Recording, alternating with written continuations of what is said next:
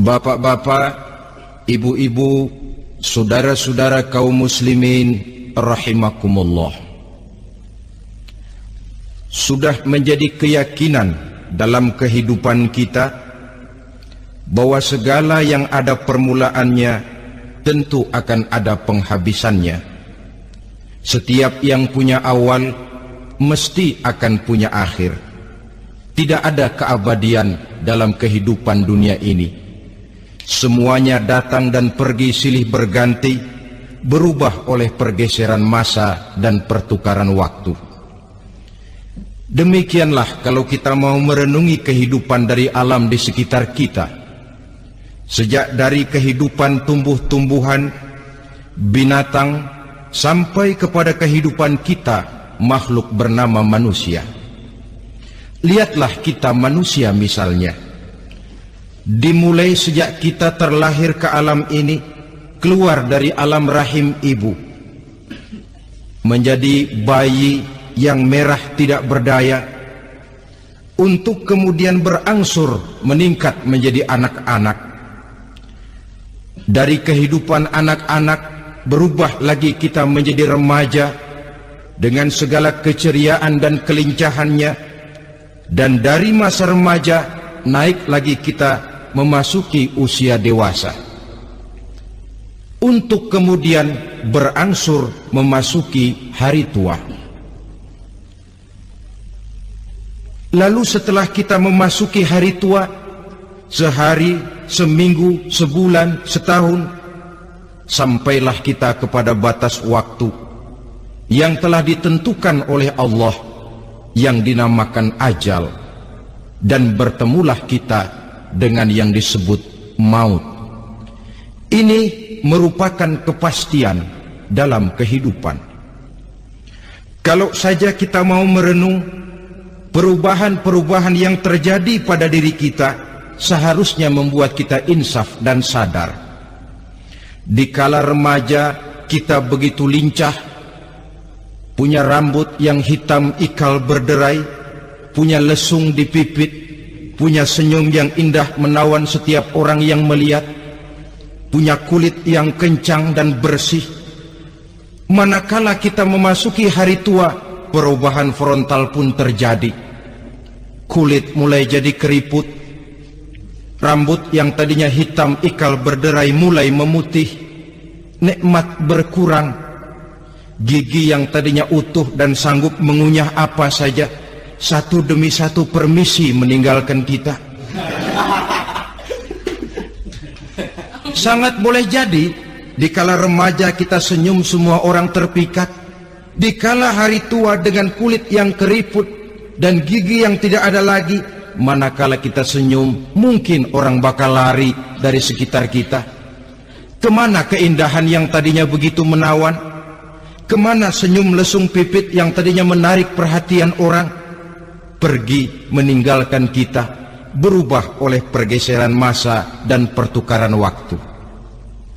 Nah, bila maut datang menjemput kita, selesailah kehidupan sampai di situ? Ternyata belum.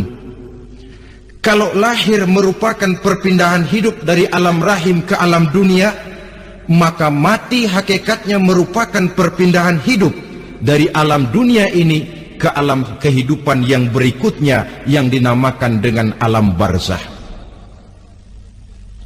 Andai kata hidup cuma sekali, secara moral kita sanggup berkata, alangkah tidak adilnya Tuhan. Kenapa? Dalam kehidupan ini kan aneka ragam terjadi. Ada orang yang zolim, ada orang yang dizolimi, ada orang yang membunuh, ada orang yang terbunuh, ada orang yang kaya, ada orang yang miskin, ada orang yang jujur, ada orang yang menghalalkan segala cara, sehingga banyak ketidakadilan yang terlepas daripada pengadilan dunia. Lalu orang pun bilang, di dunia ini katanya banyak pengadilan tapi sulit keadilan. Di dunia ini mudah mencari pengadilan tapi sulit untuk mencari ketidakadilan. Andai kata hidup cuma sekali, tidak akan ada hidup sesudah hidup yang sekarang ini. Bagaimanakah nasib mereka yang lepas dari pengadilan dunia ini? Alangkah tidak adilnya Allah, andai kata tidak ada kehidupan sesudah hidup yang sekarang. Tentulah akan terjadi di mana orang menghalalkan segala macam cara untuk mencapai tujuan. Yang penting kan saya kaya, yang penting kan saya punya jabatan dan kedudukan tinggi. Kalau perlu jilat atas, kalau perlu sikut kiri kanan, kalau perlu injak bawah, injak yang bawah. Ini prinsip daripada orang-orang komunis, dan pantas karena mereka tidak percaya kepada kiamat. Pantas karena mereka tidak percaya akan adanya kehidupan sesudah hidup yang sekarang ini. Maka saya menghimbau kepada seluruhnya, kita sudah kadung menyepakati negara ini berdasarkan Pancasila. Kita sudah kadung konsensus bahwa PKI dengan seluruh ajarannya tidak punya hak hidup di bumi Pancasila yang kita cintai ini. Maka salah satu ajaran PKI tujuan menghalalkan cara. Kita orang Indonesia yang berbudi pekerti luhur, yang punya nilai budaya tinggi, janganlah sampai mencaci PKI, membubarkan PKI, mengutukkan PKI, tapi dalam kehidupan sehari-hari prakteknya prinsip komunis kita pakai. Apa itu? Tujuan menghalalkan cara. Asal sudah tujuan tercapai, cara apapun saja halal.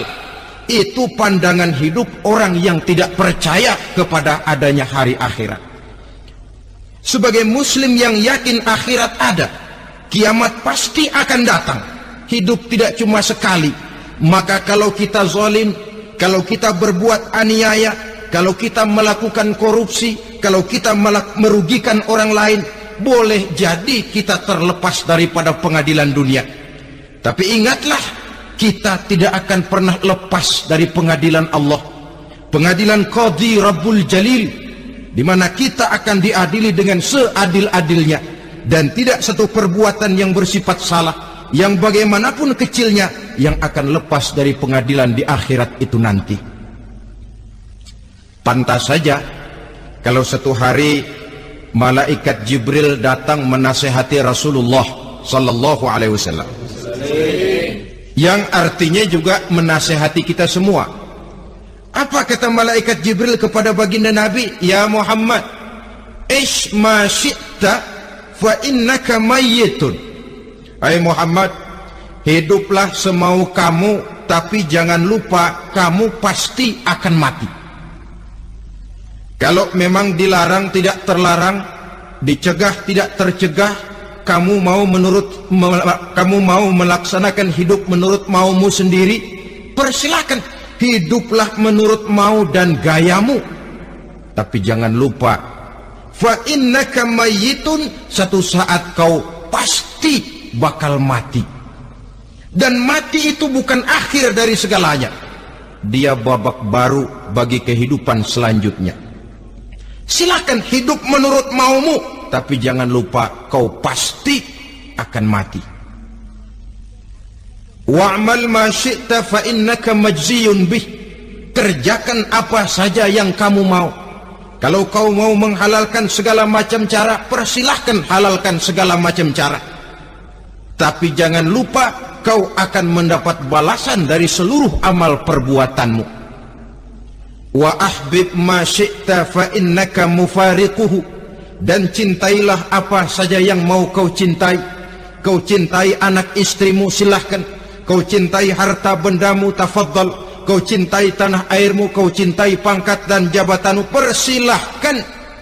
Tapi jangan lupa, fa innaka mufariquhu, kau pasti akan berpisah dan akan meninggalkan segala yang kau cintai itu. Apa artinya ini buat kita? Ternyata sesudah maut datang menjemput kita, ada kehidupan sesudah hidup yang sekarang ini. Ini yang mendorong kita untuk dalam kehidupan di dunia ini tidak melakukan prinsip saenake dhewe, semaunya sendiri saja, asal perut kenyang, asal pangkat tinggi, asal harta dapat. masa bodoh dengan merugikan orang lain, masa bodoh dengan menipu orang lain. Iku jenenge saenake dhewe. Muslim tidak diajarkan. Ingat manusia, setelah kau mati, setelah kiamat datang, kau akan dibangkitkan, kau akan dimintakan pertanggungan jawab tentang kehidupan yang sekarang ini. Saudara hadirin, oleh sebab itu kalau kita bicara soal kiamat, soal akhirat, ini memang masalah yang gaib, yang sepenuhnya tidak bisa dicernakan dengan kemampuan penalaran intelektual. Dasar di dalam membicarakan ini tidak lain adalah iman kita kepada Allah Subhanahu wa ta'ala. Bukan cuma zaman sekarang, dari zamannya Nabi. Orang itu kalau sudah bicara kiamat, bicara akhirat, ada yang ragu-ragu, ada yang menolak sama sekali. Bukan dari zaman sekarang, dari zaman dulu. Pernah kok satu saat Rasulullah itu dakwah menceritakan, saudara-saudara, akan terjadi kiamat di mana Allah akan membangkitkan manusia dari kuburnya untuk memintakan pertanggungan jawab. Ini dalam dakwahnya Nabi pidato macam itu. Apa reaksi orang? Yang beriman ya mantap, tapi yang tidak beriman, bajingan-bajingan Quraisy ini, mereka bertepuk tangan, mengejek, mencaci. Malahan ini yang luar biasa, ada dua orang kafir namanya Ubay bin Ka'ab dan Al-As bin Wa'il. Mendengar pidato macam ini, mereka buru-buru pulang ke rumah. Ngapain? Ngambil pacul. Lalu berangkat nyari kuburan tua. Dia gali itu kuburan, tulang-tulangnya diangkut, dibawa ke depan Nabi. Ya Muhammad, tulang-tulang yang udah hancur begini, siapa yang bisa ngidupin lagi? Yang macam-macam aja kamu Muhammad, nggak rasional, nggak masuk akal. Allah menjawab. Apa kata Allah? وَضَرَبَ لَنَا مَثَلًا وَنَسِيَ خَلْقَهُ قَالَ مَنْ يُحْيِي الْعِظَامَ وَهِيَ رَمِيمٌ قُلْ يُحْيِيهَا الَّذِي أَنْشَأَهَا أَوَّلَ مَرَّةٍ وَهُوَ بِكُلِّ خَلْقٍ عَلِيمٌ. Mereka memberikan perumpamaan kepada kami, kata Allah. Mereka melupakan asal kejadiannya.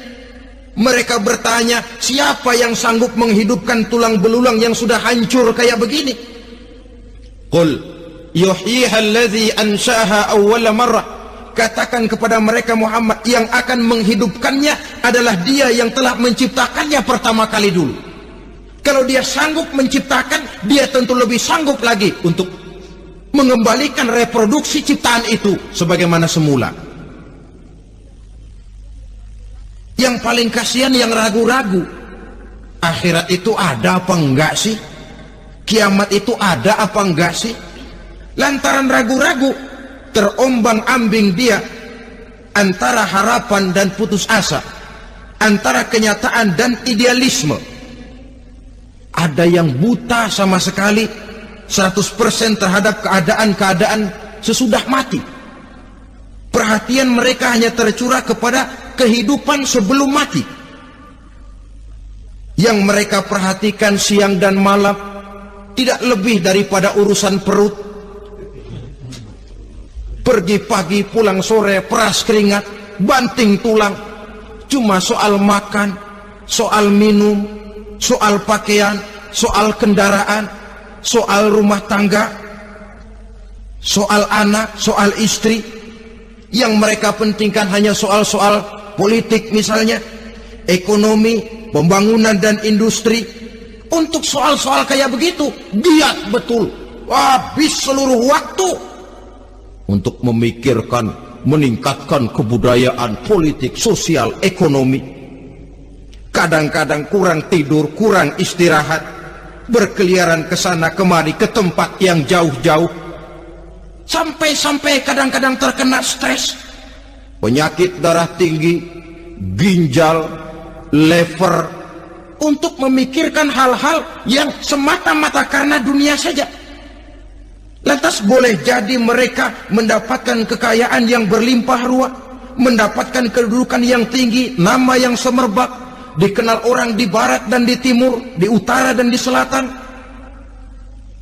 Tetapi alangkah kecewanya mereka jikalau datang ajal menjemput nyawa, mati mereka, meninggalkan harta yang banyak, nama yang masyhur. Mereka disebut dengan jasa-jasanya. Radio memberitakan, TV menyiarkan, koran-koran memuat. Bahkan nama mereka kadang-kadang dikenang 2-3 tahun setelah wafatnya. Tetapi dalam pada itu, roh mereka merintih, mengeluh, menderita, karena dilemparkan oleh Allah ke tempat-tempat yang kotor. Penyesalan yang sudah tidak akan ada gunanya lagi. Saudara-saudara kaum muslimin rahimakumullah, oleh karena itu kehidupan akhirat bukanlah dongeng dan takhayul, bukan khurafat dan hayalan. Kehidupan akhirat, hari kiamat adalah kebenaran dan kepastian. Dalam surah Al-Hajj ayat ke-7, Allah Subhanahu wa taala menyatakan, wa anna as-sa'ata atiyatun la raiba fiha wa anna Allah yab'atsu man fil qubur, dan bahwasanya kiamat itu sesungguhnya adalah sesuatu yang pasti dan tidak ada keraguan-raguan lagi di dalamnya, dan bahwasanya Allah sungguh-sungguh akan membangkitkan manusia dari kuburnya masing-masing. Nah, kalau kita sudah yakin kiamat sesuatu yang pasti adanya, akhirat sesuatu yang pasti adanya, dari mana pembicaraan tentang kiamat ini kita mulai? Tentu dari diri kita. Marilah kita mencoba melihat proses perjalanan hidup ini sampai kita memasuki kiamat. Hadirin, tidak ada makhluk secantik manusia. Tidak percaya, pernah ke Ragunan? Saudara masuk ke kebun binatang, segala macam makhluk ada di situ, ratusan macam jenis binatang. Bandingkan dengan saudara, kira-kira cakep mana?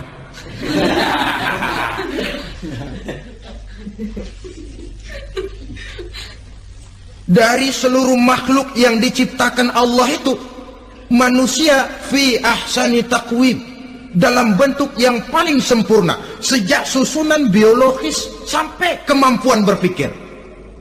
Biologis kita, ya Allah, diciptakan kita begini rupa, diberikan 2 kaki untuk berjalan, 2 tangan untuk bekerja, diberikan 2 mata, dua-duanya di depan. Pernah saudara mikir kalau mata kita yang satu di depan, yang satu di belakang? Rasanya nggak laku kacamata itu.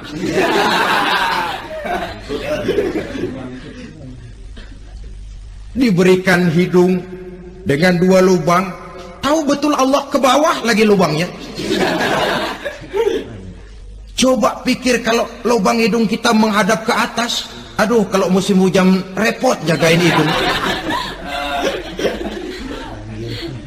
Laqad khalaqnal insana fi ahsani taqwim. Sungguh telah kami ciptakan manusia dalam bentuk kejadian yang paling sempurna ketimbang makhluk-makhluk Allah lainnya. Nah, kesempurnaan manusia ini oleh karena hidupnya terdiri dari 2 unsur pokok. Pertama unsur jasmani dan kedua unsur rohani, jasad dan roh. Jasad yang terlihat sekarang ini, potongan saudara yang ngejedok di depan saya ini jasad saudara. Ini yang berasal dari saripati makanan yang dimakan oleh bapak ibu kita, lalu hasil kerjasama yang baik antara ibu dengan bapak, terwujudlah kita. Kalimat langsungnya, jasad ini berasal dari tanah, yang tadi berubah dari bayi, remaja, dewasa, meningkat hari tua, yang berubah itu jasmani kita. Kenapa? Karena jasmani itu materi, benda, daya tahannya terbatas. Dia berubah oleh pergeseran masa dan pertukaran waktu. Apa ada orang makin tua makin cakep? Jasmani oleh karena dia materi, dia berubah oleh pergeseran masa dan pertukaran waktu. Nah, yang menyebabkan jasmani itu bergerak karena ada roh di dalamnya.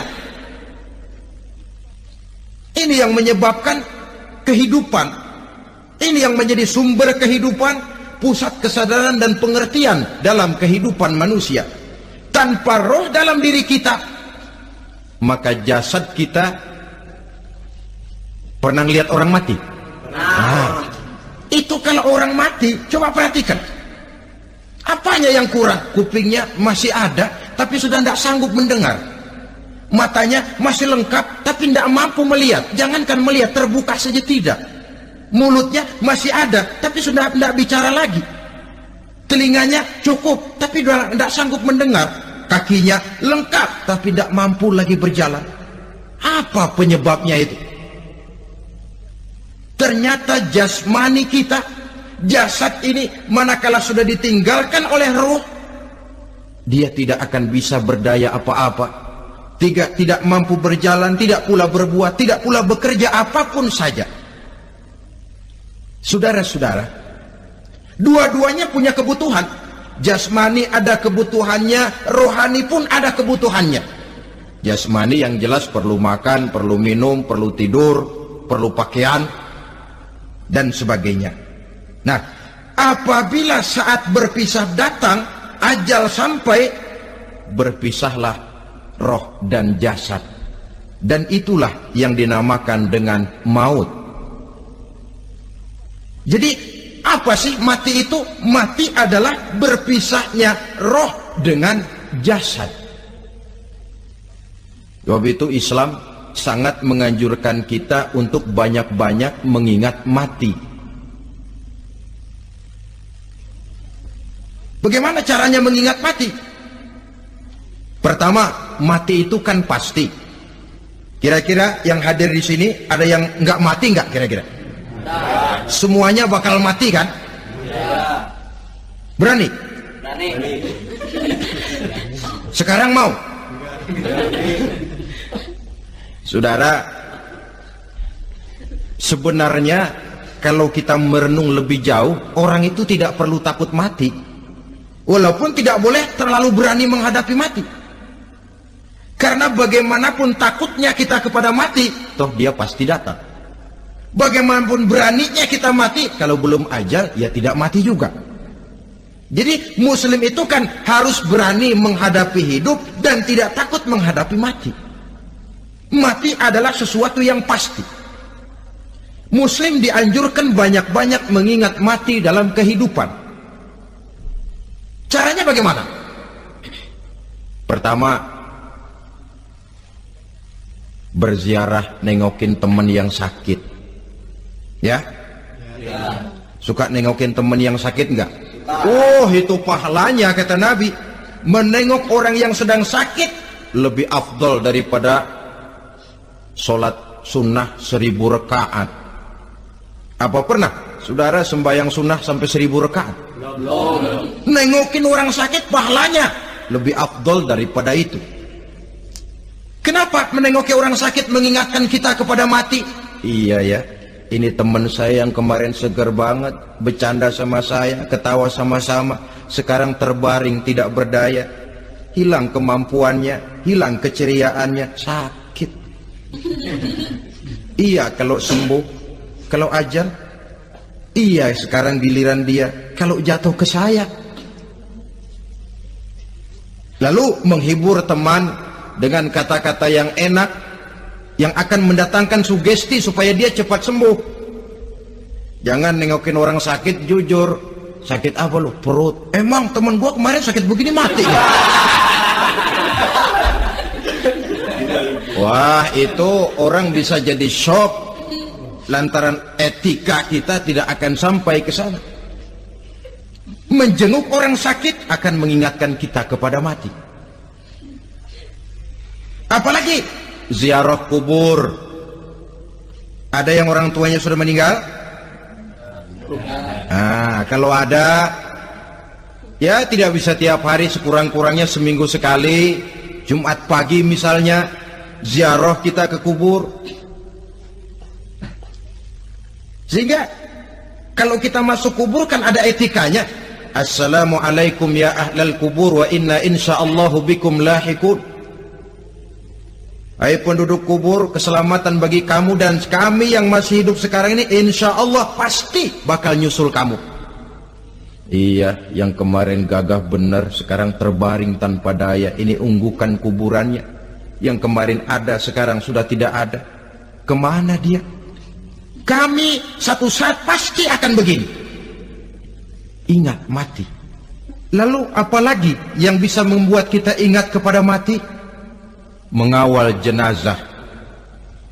Bukankah sangat dianjurkan oleh agama? Bahkan kalau bisa sejak mengurusnya, memandikannya, mengkafankannya, menyolatkannya untuk kemudian mengantarnya ke kubur. Hari ini saya antar dia ke kubur, besok boleh jadi saya yang diantar orang. Hari ini saya solatkan dia, besok boleh jadi saya yang disolatkan orang. Hari ini saya masukkan dia ke liang lahat, besok mungkin giliran saya dimasukkan orang ke liang lahat. Ingat mati, tumbuh kesadaran. Lalu daya positifnya dalam kehidupan apa?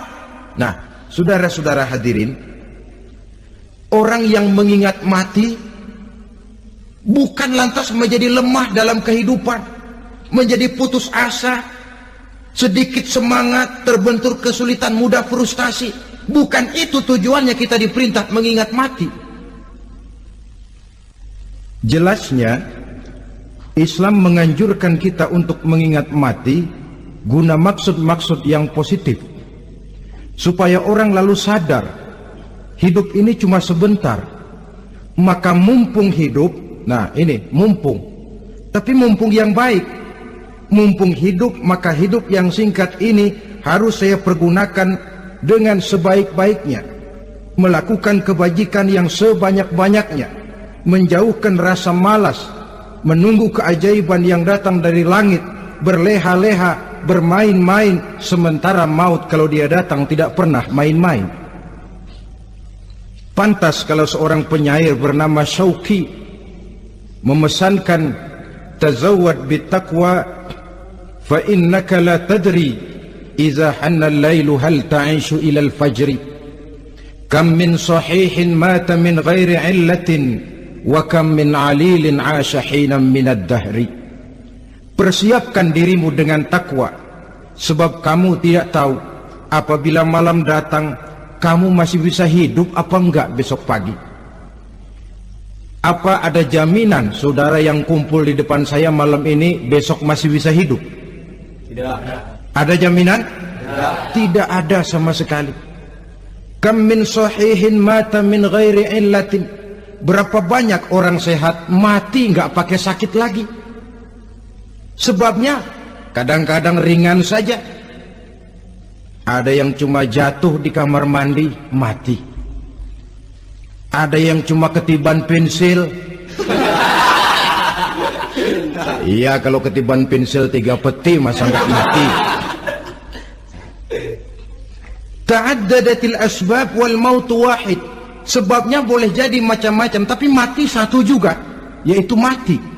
Dia seperti kelapa yang terlalu tua jatuh ke bawah, yang kembang baru keluar pun jatuh ke bawah. Itulah mati.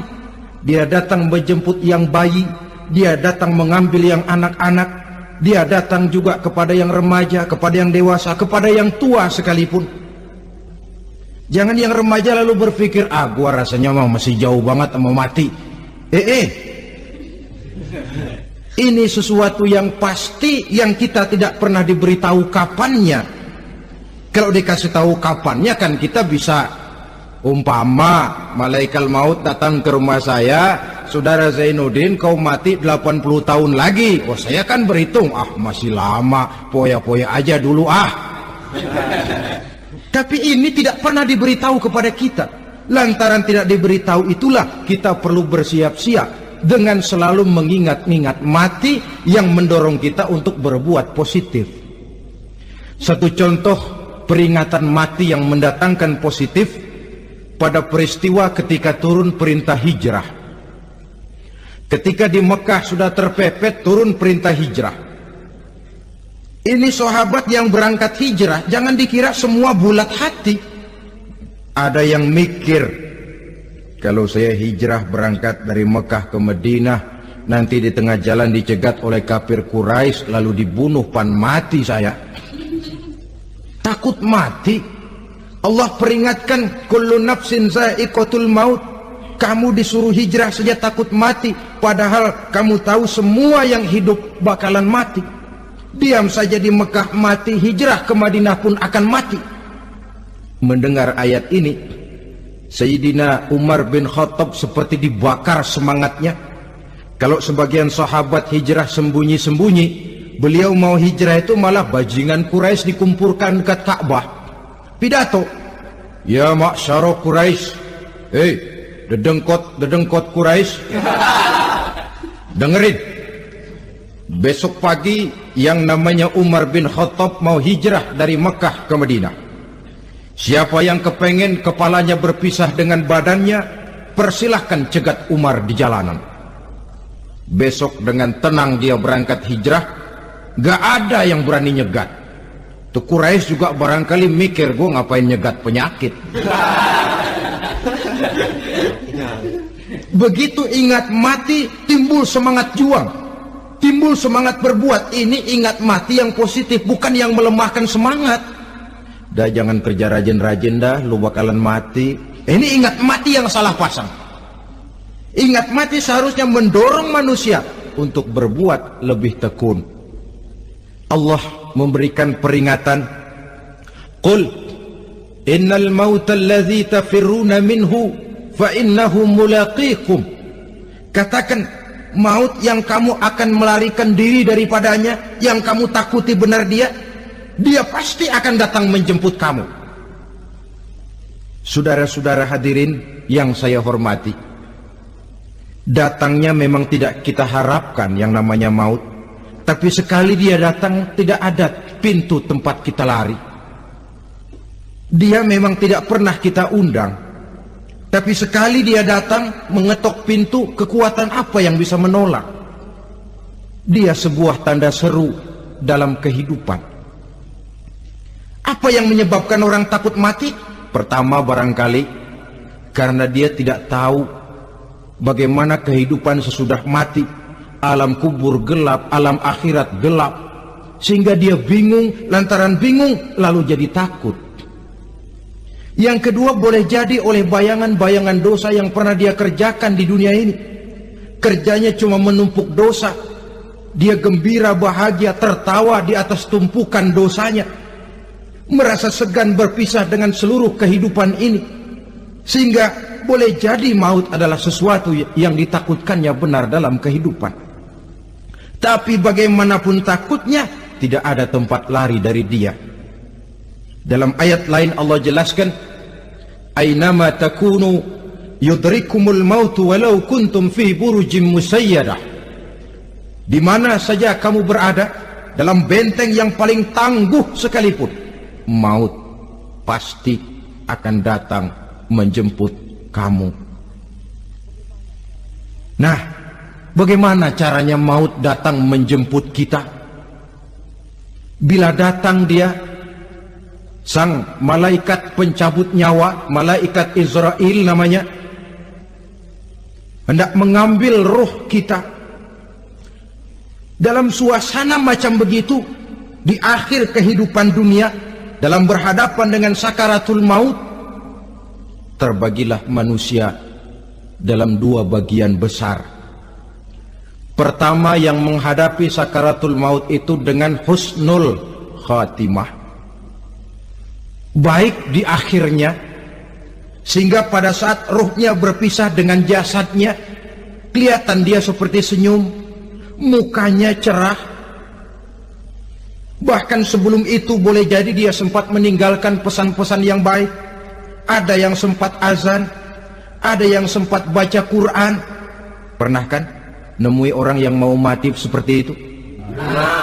Yang sempat azan, yang sempat baca Quran, yang sempat meninggalkan wasiat-wasiat yang baik. Sebab apa? Malaikat maut datang menjemput mereka juga dengan baik-baik. Dicabut ruhnya perlahan-lahan, tapi sungguh pun perlahan-lahan. Pedihnya, sakitnya tetap tiada tara. Rasulullah sallallahu alaihi wasallam, dikala beliau hendak berhadapan dengan sakaratul maut, diceritakan mencelupkan tangannya ke dalam gelas berisi air, lalu mengusapkannya ke muka beliau seraya berdoa, "Ya Allah, mudahkan saya dalam menghadapi sekarat ini." Beliau juga yang mengatakan bahwa sakitnya sakaratul maut sama dengan 300 kali bacokan pedang. Sehingga kita diajarkan doa. Di antara doa selamat itu kan ada, Allahumma hawwin alaina fi sakaratil, ya Allah, mudahkan saya di dalam menghadapi sakaratul maut itu. Ketika ruh ini keluar dari jasad, mata masih mengikuti ruh itu. Sehingga kadang-kadang ada yang matanya terbelalak dan tidak sempat ditutup, terbuka terus, mengikuti ruh itu keluar dari jasadnya. Adapun golongan kedua, manusia yang ketika berhadapan dengan sakaratul maut mendapatkan su'ul khatimah, jelek di penghabisannya. Sekaratnya sudah setengah mati, lalu jelek juga di akhirnya, mati dalam keadaan yang tidak baik, tidak terpuji. Ada yang lagi megang kartu, mati. Ada yang lagi di tempat ngadu ayam, mati. Ada yang lagi di tempat pelacuran, mati. Ada yang lagi megang botol minuman keras, mati. Nih barangkali malaikat maut gemes banget nariknya, lu bajingan, lu tarik terus dari anak-anak. Mati su'ul khatimah. Makanya bagus itu. Kadang-kadang di majelis-majelis taklim kan sering dibaca, ya Allah biha, ya Allah biha, ya Allah bihusnil khatimah. Kan ada itu? Ada enggak? Saudara hadirin, mohon agar oleh Allah kita diberikan husnul khatimah, baik di saat ruh akan berpisah dengan jasad. Ini sesuatu yang pasti. Sang malaikat maut datang menjemput nyawa. Setelah ruh berpisah dari badan, maka tinggallah sang badan, ditangisi oleh semua yang kita tinggalkan. Sehingga kepada putrinya Fatimah, ketika malaikat maut datang hendak menjemput baginda Nabi, beliau berkata kepada anaknya, Fatimah, kamu tahu siapa yang datang? Saya tidak tahu, Bapak. Yang datang hadimul lazat, itu dia yang menghancurkan seluruh kesenangan dunia. Wa qati'u syahwat, yang memisahkan kita dengan seluruh yang kita cintai. Dia malaikat maut, Pak. Manakala jasad sudah ditinggalkan oleh ruh, itulah yang dikerubungi orang. Anak menangis, istri menangis, orang tua bersedih, teman-teman merasa kehilangan, menangisi jasad. Diuruslah jasad kita, dimandikan sebagaimana mestinya, dikafankan dengan kain putih 3 lembar, itu yang hendak kita bawa kembali ke tempat asal kita. Pakaian sutra, jas yang mereknya Switzerland wool, kain yang Samarinda, sepatu yang Belly atau Beltoni, jam tangan yang Rolex, kendaraan yang serba mewah, tidak ada yang menyertai kita. Kain putih 3 lembar itu saja lagi. Demi setelah dikafankan, dibujurkan kita menghadap ke arah kiblat, orang banyak pun datang menyolatkan kita dengan 4 takbir, diiringi dengan doa, lalu upacara pelepasan. Berangkat kita meninggalkan anak, istri, suami, kampung halaman, tanah air, bahkan alam dunia ini. Selamat tinggal alam dan seluruh isinya. Tinggallah yang tinggal. Saya akan kembali ke tempat asal dari mana saya datang untuk kembali mempertanggungjawabkan seluruh perbuatan saya dalam kehidupan ini. Manakala upacara pelepasan selesailah sudah, dimasukkan kita ke keranda jenazah, digotong orang, bismillah wa ala millati rasulillah, dibawa ke tempat peristirahatan terakhir katanya. Padahal dulu kalau mau kita istirahat, ke villa lah kita, ke Bali lah kita, ke Hong Kong lah kita, ke tempat-tempat tamasya yang indah. Oh, rupanya akan sampai juga perjalanan menuju tempat peristirahatan terakhir yang luasnya tidak akan lebih dari 2 kali 1 meter. Diusung orang kita, diantarkan orang banyak. Manakala sampai ke atas yang lahat, pengusung jenazah dibuka, diturunkan kita ke liang lahat, dibaringkan. Gumpalan tanah akan jadi bantal kita, muka dibuka, dihadapkan ke arah kiblat. Setelah itu ditutup liang lahat kita dengan kayu. Masih belum kurang, diuruk dengan tanah. Yang menguruk orang-orang yang tadinya mencintai kita, menyayangi kita. Tapi ketika jasad sudah ditinggalkan ruh, habis rupanya cintanya. Coba jasad kalau sudah ditinggalkan ruh, 3 hari aja di rumah, serem. Ya mayit, siapa yang betah nemenin mayit? Lalu bila upacara pemakaman selesai, maka berusahalah semuanya. Para pengantar akan kembali ke rumahnya masing-masing. Maka masuk kita ke alam kehidupan, yaitu yang disebut alam barzakh atau alam kubur. Apa selesai hidup sampai di situ? Tidak. Hanya beberapa langkah setelah yang mengantar kita pulang. Diriwayatkan dalam hadis Bukhari dan Muslim, bila seseorang sudah diletakkan di kuburnya, lalu yang mengantar kembali pulang, maka roh si mayit akan dapat mendengar bunyi terompah orang yang pulang itu. Bunyi terompahnya terdengar. Datang 2 malaikat menanyakan dia dengan pertanyaan-pertanyaan yang kalau bisa dijawab dengan betul, 2 malaikat yang bernama Munkar Nakir akan bilang, jawabanmu betul, tenanglah kau di sini, naumatal arus, tidurlah kau di sini seperti tidurnya pengantin. Orang yang baik-baik di alam kuburnya akan mendapat nikmat kubur, sehingga masa penantian yang lama. Sebab jangan lupa, kita masuk ke kubur itu kan menunggu sampai datangnya hari kiamat. Jadi kalau kiamat umpama masih 1000 tahun lagi, ya 1000 tahun kita menunggu. Orang yang baik-baik penantian di alam kubur, kata malaikat, naumatal arus, tidurlah kamu seperti tidurnya pengantin.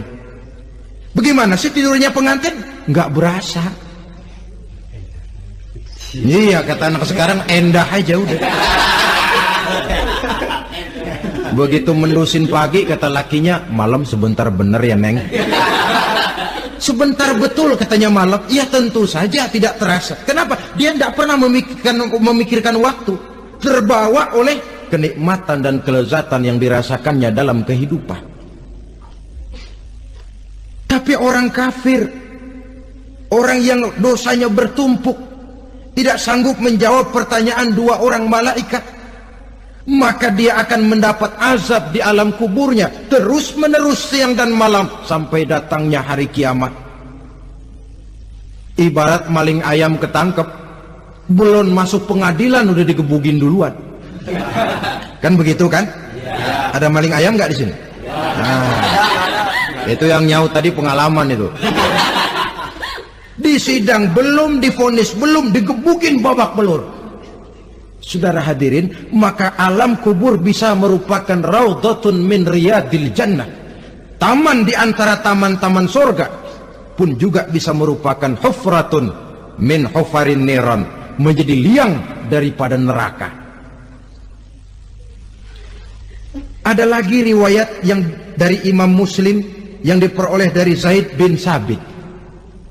Zaid bin Sabit cerita, satu hari kami bersama Rasulullah SAW berada dalam kebun kepunyaan Bani Najjar.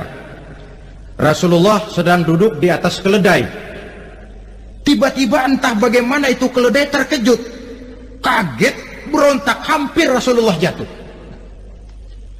Rasulullah kemudian bertanya, rupanya di kebun itu ada kuburan tua, 5 atau 4 kuburan. Rasulullah lalu bertanya, saudara-saudara, ada yang tahu nggak ini kuburan siapa? Nggak ada ya Rasulullah. Memang kenapa? Ini penghuni kuburnya lagi disiksa oleh Allah. Andai kata boleh saya mohon kepada Allah supaya kamu dengar seperti yang saya dengar, andai kata saja kamu kuat mendengarnya, saya pasti akan berdoa. Tapi sayang, saya yakin kamu pasti tidak akan kuat mendengar mereka mendapat azab di kuburnya. Hadis sahih riwayat Imam Muslim dari Zaid bin Sabit. Kehidupan di alam barzah. Pak, iya kalau yang matinya dikuburin.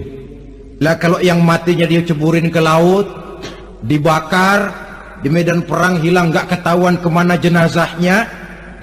Saudara, hilang kek, dikubur kek, di dalam lautan direndam kek, itu kan cuma logika kita. Menurut Allah tidak ada perbedaan orang mati dikubur di dasar lautan, atau dibakar sampai jadi abu, atau gugur di medan perang tidak ketemu jenazahnya.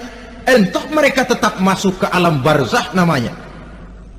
Jasad boleh hancur, tapi roh sebagai sumber kehidupan, pusat kesadaran dan pengertian, dia tetap ada, mengalami kebahagiaan dan kegembiraan, atau mengalami kepedihan dan penderitaan, bergantung kepada amalan yang kita lakukan dalam kehidupan di dunia ini.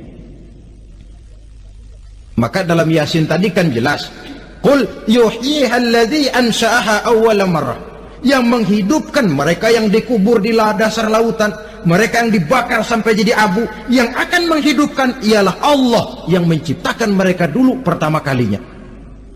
Jadi kalau sudah ada aslinya, ya tentu tidak perlu contoh lagi, akan sangat mudah membuatnya.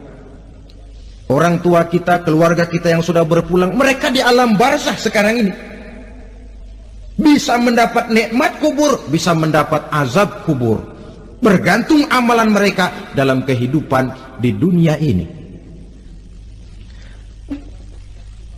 Dalam Musnad Imam Ahmad dan Sahih Abi Hatim malah ada tambahan riwayat, orang yang banyak kebajikannya di dunia, amalannya akan datang menemani dia.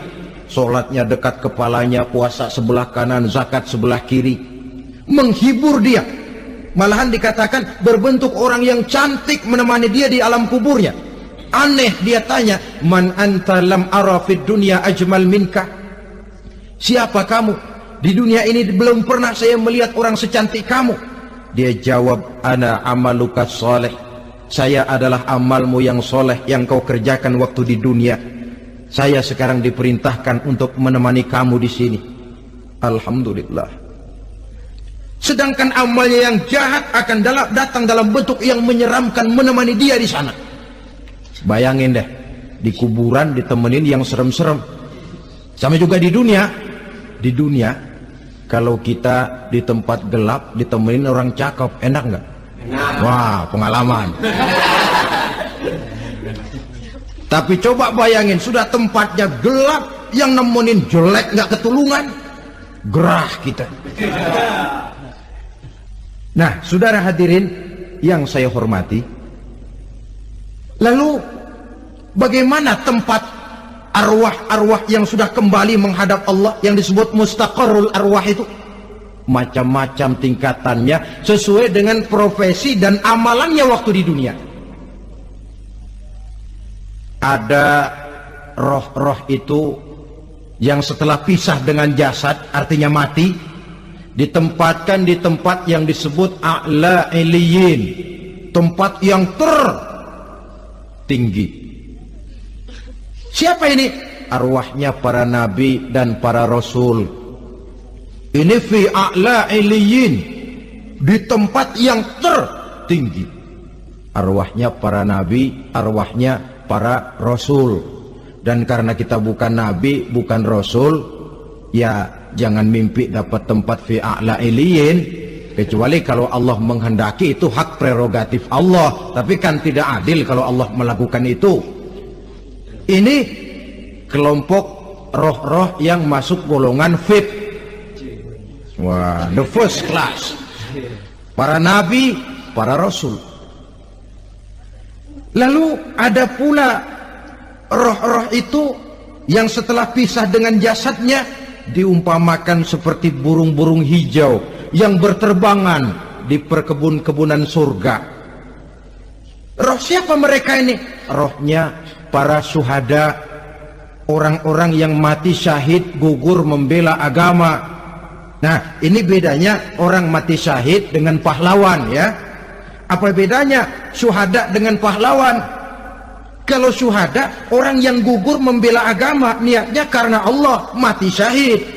Kalau pahlawan, orang yang gugur membela negara, orang yang dianggap berjasa kepada pemerintah. Klimaksnya, kalau orang mati syahid jelas surga, tapi pahlawan belum tentu surga. Kenapa? Bergantung kepada negara macam apa yang dibelanya dan pemerintah model mana yang dibelanya. Di negara-negara komunis misalnya, banyak nggak pahlawan? Banyak. Dengan sekian tanda jasa yang mati di medan perang dan sebagainya. Kira-kira pahlawan komunis masuk surga nggak? Ya, kalau pahlawan komunis masuk surga, kita nggak kebagian kapling di surga barangkali. Inilah bedanya pahlawan dengan orang mati syahid. Kemudian ada pula roh itu yang tertahan di pintu surga. Tertahan di pintu surga. Ini seperti tadi, orang yang mati syahid tapi masih ada kaitan di dunia. Rasulullah pernah ditanya orang, ya Rasul, kalau saya maju ke medan perang bela agama, mati syahid, apa saya masuk surga? Iya, masuk surga. Kecuali kata Nabi, kalau masih punya utang.